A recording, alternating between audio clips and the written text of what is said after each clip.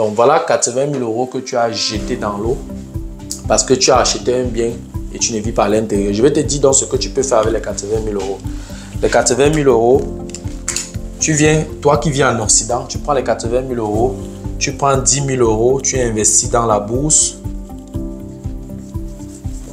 Tu prends 10 000 euros, tu investis dans les parts d'entreprise. Et tout ça là ont des rendements sur la durée. Et on passe sur 15 ans, c'est à le long terme. Tu peux déjà faire de gains. Dans la bourse, en 15 ans, tu peux déjà faire de gains. Parce que généralement, quand on regarde l'évolution de la bourse, si par exemple tu achètes, je sais pas, tu achètes voilà, une action à la bourse. Voilà, tu vas voir, quand tu regardes les évolutions, tu as d'abord voilà, une évolution qui est très dynamique là pour une courte période. Après, ça monte. Après, la courbe effectue des oscillations et puis ça remonte, et ainsi de suite. Si tu considères sur le long terme, tu vas voir que sur 15 ans, tu as fait des gains, tu as réalisé des bénéfices. Donc, 10 000 euros pour les parts d'entreprise, c'est aussi facile. Pour cela, tu dois te documenter, tu dois t'informer. Tu prends 10 000 euros pour les parts d'entreprise, tu peux mettre peut-être 10 000 euros comme réserve, n'est-ce pas? Et il te reste donc 50 000 euros. Avec 50 000 euros, tu t'achètes un immeuble ici en Occident. Ça peut être en Allemagne, ça peut être en France, ça peut être n'importe où. Tu utilises 50 000 euros comme apport personnel pour les frais supplémentaires pour l'acquisition. Tu t'achètes un immeuble de 50 000 euros. Tu peux t'acheter un immeuble de 500 000 euros ou bien de 600 000 euros, un immeuble de 6 appartements dans une bonne ville en Allemagne.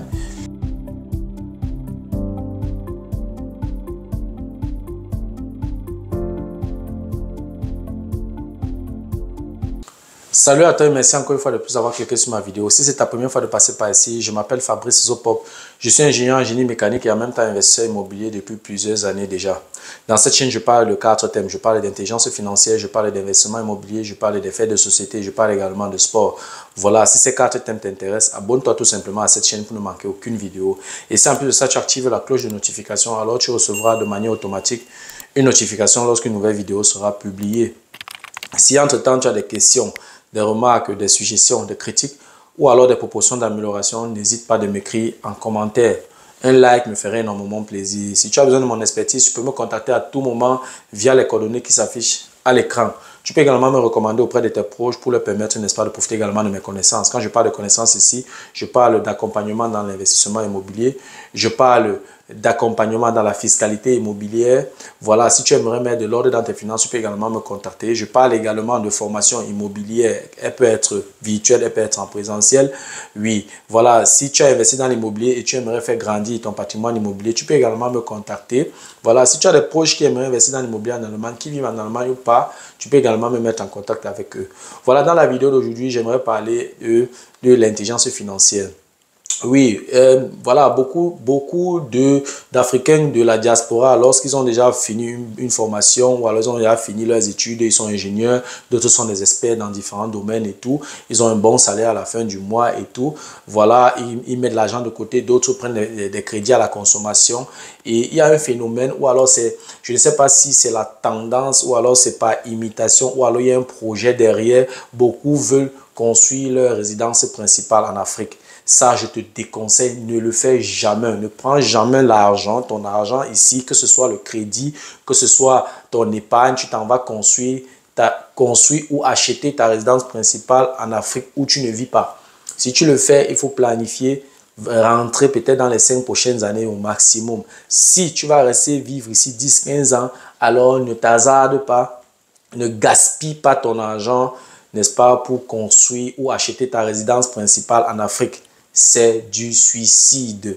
Non seulement pendant les travaux, tu vas te faire également arnaquer si tu n'as pas vraiment une stratégie de contrôle solide ou alors tu vas investir une maison qui va rester à vide. Bref, dans la vidéo d'aujourd'hui, je vais te démontrer pourquoi c'est une erreur monumentale, n'est-ce pas, d'acheter ou de construire sa résidence principale en Afrique vivant en Occident. Si tu veux en savoir plus, reste scotché, la suite juste après le générique.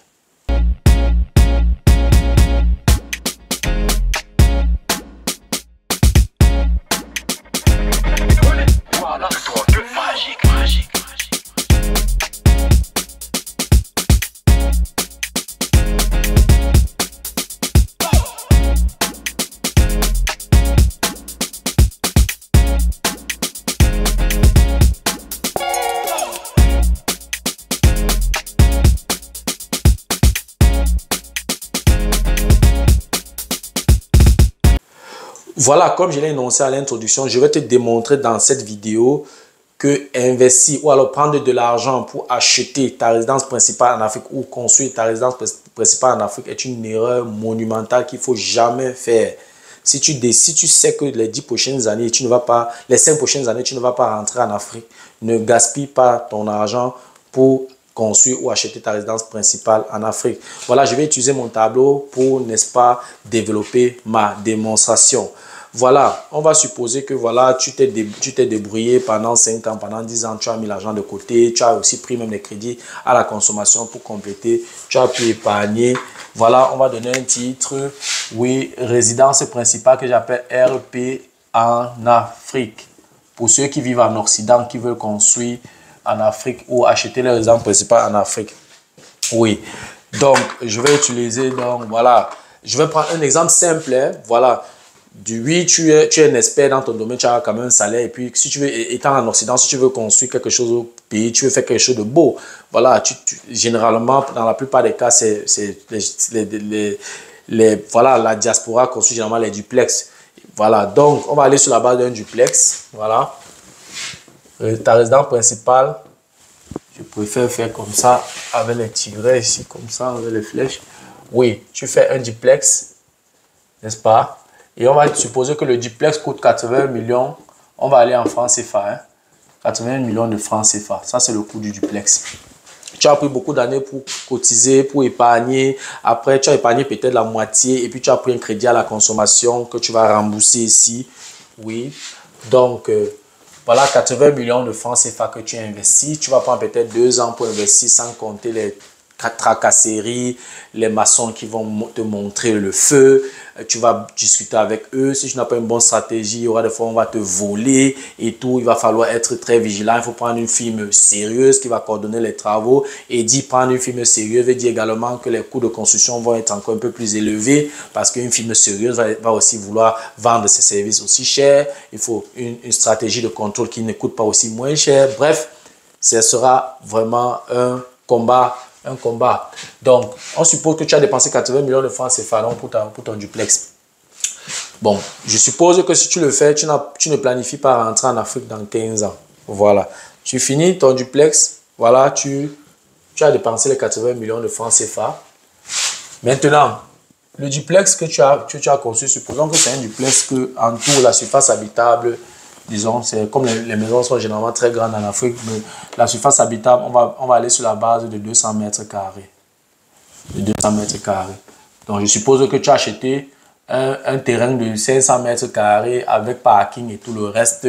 Bon, on va rester à 80 millions de francs CFA. Ça, il faut même d'abord pouvoir le faire, construire un duplex de 200 mètres carrés de surface habitable à ce prix. Mais bon, on va faire le calcul simple. Parce que 200 mètres carrés, il faut aller au moins à 100 millions. Mais bon, on va rester sur 80 millions pour faire le calcul facile. Bon, tu as dépensé 80 millions de francs CFA. Tu laisses le duplex vide. Donc, je suppose que ce duplex en location, si tu mets ça en location, normalement, tu peux louer ça à 250 000 francs CFA. Oui, ce n'est pas n'importe qui loue un duplex au Cameroun. Il faut y avoir un salaire d'au moins 400 500 000 francs pour pouvoir n'est-ce pas, te louer dans une telle maison. Voilà, ce n'est plus pour les petites personnes, c'est-à-dire ceux qui ont un peu d'argent. Bon, 250 000 francs CFA, ça c'est les revenus, le loyer mensuel. Hein. C'est le loyer mensuel par mois. Ça, c'est au cas où tu finis de construire ça, tu mets à location. On a dit que la durée avant que tu ne rentres en Afrique est, disons, 15 ans. Qu'est-ce que ça signifie? Ça signifie que tu auras donc des revenus qui vont s'élever à, je vais utiliser ma calculatrice, à 250 000 francs, 250 000 francs le loyer mensuel multiplié par 12 mois, multiplié par 15 ans. On est à 45 millions de francs CFA. Ça fait 45 millions de francs CFA, ça c'est le montant, ça c'est la location pendant les 15 ans. Que si tu avais mis ce bien, ce duplex en location, tu devais avoir les revenus locatifs de 45 millions. Ce n'est pas tout. Il y a également l'entretien qu'il ne faut pas négliger. L'entretien de ce duplex. Bon, on va aller sur la base. L'eau l'électricité, on va dire que l'eau par mois, on est à 10 000 francs CFA. On ne va pas faire compliqué. Plus l'électricité, on va dire également 10 000 francs CFA. On va calculer simple. L'entretien du jardin et le reste, on va mettre aussi 10 000 francs CFA.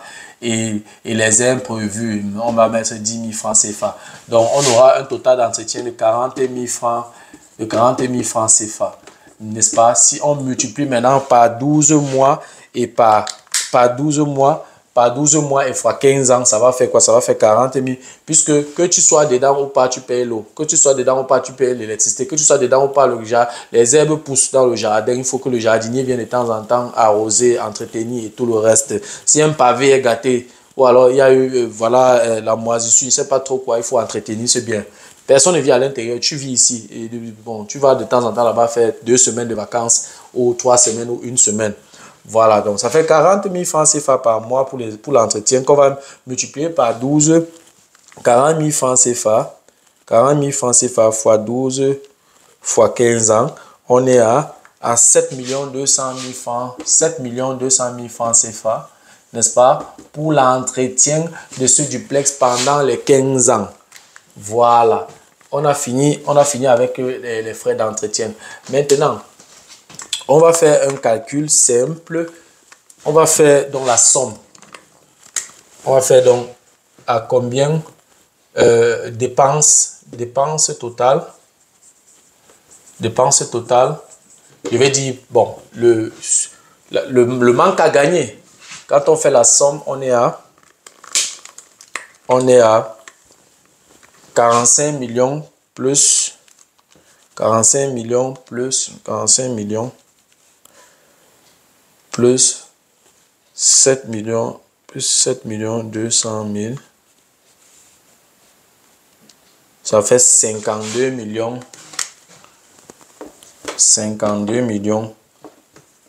200 000 francs CFA.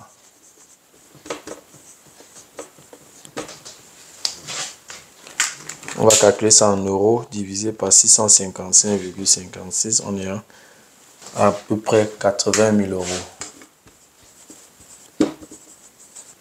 80 000 euros. Donc, le fait d'avoir acheté ou alors construit ce duplex, tu as dépensé 80 millions de francs CFA et tu as fait 15 ans avant de penser à rentrer. Tu as jeté 80 000 euros dans l'eau. Je ne suis pas en train de tenir compte des 80 millions investis parce que je suppose qu'après les 15 ans, la maison est toujours là. Oui. C'est pour ça que je ne tiens pas compte des 80 millions de francs CFA. Je suppose que si tu avais pris un crédit de 80 millions de francs CFA et que tu devais rembourser dans 15 ans, tu arrives, tu revends à 80 millions de francs CFA et tu rembourses directement là où tu avais pris cet argent. Donc, je ne tiens pas compte de cette dépense-là, puisque ça s'équilibre avec le bien. Le bien est encore là. Si c'est que le bien a été incendié, et là, tu as perdu 80 millions et 80 000 euros parce que je ne sais pas comment les assurances des bâtiments fonctionnent en Afrique. Donc, voilà 80 000 euros que tu as jeté dans l'eau parce que tu as acheté un bien et tu ne vis pas à l'intérieur. Je vais te dire donc ce que tu peux faire avec les 80 000 euros. Les 80 000 euros, toi qui vis en Occident, tu prends les 80 000 euros, tu prends 10 000 euros, tu investis dans la bourse. Tu prends 10 000 euros, tu investis dans les parts d'entreprise. Et tout ça là ont des rendements sur la durée. Et on passe sur 15 ans, c'est le long terme. Tu peux déjà faire de gains. Dans la bourse, en 15 ans, tu peux déjà faire de gains. Parce que généralement, quand on regarde l'évolution de la bourse, si par exemple tu achètes, je sais pas, tu achètes voilà une action à la bourse. Voilà, tu vas voir, quand tu regardes les évolutions, tu as d'abord une évolution qui est très dynamique là pour une courte période. Après, ça monte. Après, la courbe effectue des oscillations et puis ça remonte, ainsi de suite. Si tu considères sur le long terme, tu vas voir que sur 15 ans, tu as fait des gains, tu as réalisé des bénéfices. Donc, 10 000 euros pour les parts d'entreprise. C'est aussi facile. Pour cela, tu dois te documenter, tu dois t'informer. Tu prends 10 000 euros pour les parts d'entreprise. Tu peux mettre peut-être 10 000 euros comme réserve, n'est-ce pas? Et il te reste donc 50 000 euros. Avec 50 000 euros, tu t'achètes un immeuble ici en Occident. Ça peut être en Allemagne, ça peut être en France, ça peut être n'importe où. Tu utilises 50 000 euros comme apport personnel pour les frais supplémentaires pour l'acquisition. Tu t'achètes un immeuble de 50 000 euros. Tu peux t'acheter un immeuble de 500 000 euros ou bien de 600 000 euros. Un immeuble de 6 appartements dans une bonne ville en Allemagne. Ça te fait un immeuble de 6 appartements qui te génère des revenus chaque mois qui vont te permettre de rembourser la dette de 500 000 euros. Et comme ça, les 6 appartements, c'est un peu comme 6 entreprises que tu as mis sur pied. Et là, les locataires vont t'aider à rembourser la dette. Tu vas profiter des avantages fiscaux, tu vas profiter de l'effet de levier, tu vas profiter de l'inflation. Et ça va booster donc ton patrimoine financier vers l'avant. Et pendant ce moment, tu as ton investissement à la bourse qui est en train de tourner. Tu as tes parts d'entreprise qui sont en train de tourner. Tu as 10 000 euros de réserve s'il y a quelque chose qui se passe. Bref, avec les 80 000 euros, tu peux faire beaucoup de choses. Ça, c'est pour les 80 000 euros que tu as jeté dans l'eau. Maintenant, si on considère plutôt les 80 millions que tu as utilisés, n'est-ce pas, pour acheter cette duplex qui ne te sert à rien, 80 millions de francs CFA, ça va faire combien d'euros? 80 millions divisé par 655,56, tu es ici à 122 000 euros. 122 000 euros. Avec 122 000 euros, tu vas refaire le même travail. 122 000 euros, tu prends 10 000 euros. Comme j'ai reparti ici sur 122 000 euros, il te reste 90 000 euros. Tu utilises dans les 90 000 euros, tu achètes un immeuble ou bien 2 immeubles de 450 000 euros, 2 immeubles de 900 000 euros. 2 immeubles de 4 appartements, tu auras donc soit un immeuble de 8 appartements qui coûte 900 000 euros, ou alors tu achètes 2 immeubles de 450 000 euros et avec les revenus locatifs, tu rembourses la dette. Tu rembourses les dettes à la banque et de cette façon, tu fais grandir ton patrimoine financier de manière efficace. Au lieu de prendre cet argent, aller basculer, aller construire le duplex en Afrique. Maintenant, si tu veux absolument investir dans l'immobilier en Afrique, tu peux prendre les 80 millions là. 80 millions sera insuffisant pour faire un immeuble avec plusieurs studios que tu peux mettre en location. Tu peux encore chercher 20 millions de francs CFA, ça monte à 100 millions. Tu construis un immeuble avec plusieurs appartements que tu vas mettre en location. Et dans ces appartements là, tu réserves un appartement pour toi, pour tes visites. Parce que c'est un appartement que tu vas visiter juste une fois ou 2 fois l'année, 2-3 semaines. Voilà, tu réserves un appartement T2 ou T3 maximum là et l'immeuble que tu construis, c'est pas sur 2 niveaux et chaque niveau 2 appartements, ça te fait un immeuble de 6 appartements. Tu mets en location, oui, tu mets en location et tu mets 5 appartements en location, tu occupes un appartement et voilà, donc ces revenus locatifs là, voilà, voilà, tu gagnes dans ces revenus locatifs. Et tu ne vas que perdre dans un seul appartement. Tu vas faire tes profits donc avec les 5 autres appartements. Ça, c'est encore acceptable. Même à ce niveau, tu dois te rassurer que tes revenus locatifs vont vraiment entrer. Que tu auras effectivement tes revenus locatifs. Pour cela, tu dois t'assurer que tu as des bons locataires et que tu trouves également soit un huissier, soit une autorité de la place qui va tout faire pour que ton loyer entre sans problème. Parce qu'il y a beaucoup de locataires nomades en Afrique, puisqu'il y a certaines localités où le droit n'est pas vraiment ça. C'est celui qui a le plus long bras, n'est-ce pas, qui gagne le procès. Donc, du coup, il faut faire extrêmement attention lorsque tu investis beaucoup d'argent et tu attends un retour sur investissement. Voilà, donc pour dire en gros, pour éviter donc tous ces maux de tête, vraiment commence là où tu vis, investis d'abord où tu vis. Une fois que tu as dégagé de bons bénéfices, maintenant tu peux te projeter maintenant au pays. Tu peux maintenant faire tes investissements au pays. Et quand tu fais investissement au pays, ne fais pas un investissement parce que tu veux imiter quelqu'un ou même parce que tu veux te faire voir ou bien tu veux montrer à la famille que voilà, tu as réussi. Il ne s'agit pas de ça parce que quand tu vas chuter, quand tu seras pauvre, ces mêmes gens à qui tu faisais le gros, c'est ces mêmes gens-là qui vont se moquer de toi. Donc, il faut faire extrêmement attention. Lorsque tu as une bonne entrée, réfléchis bien. Investis là où tu vis. Une fois que ça a réussi, les bénéfices que tu dégages de ces investissements, maintenant tu peux prendre une partie, tu investis en Afrique et en investissant maintenant là-bas, même si ça ne marche pas, ce n'est pas ton devant, ce n'est pas ton devant et ton derrière.